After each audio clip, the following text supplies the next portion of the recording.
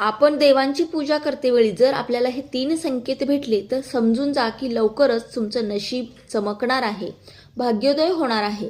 हे 3 संकेत कोणते हे आपण जाणून घेऊ, पण त्यापूर्वी व्हिडिओला लाईक आणि सबस्क्राईब करा आणि कमेंटमध्ये श्री स्वामी समर्थ नक्की लिहा.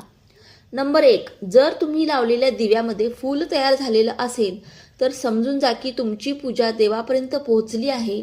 तुमच्या श्रद्धा आणि भक्तीने देव तुमच्यावरती प्रसन्न झालेले आहेत. ते तुमच्या समस्या नक्कीच दूर करतील.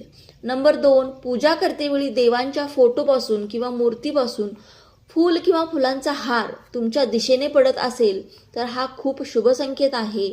यावरून समजतं की परमेश्वराची कृपा तुमच्यावरती झालेली आहे आणि लवकरच तुमची इच्छा पूर्ण होणार आहे.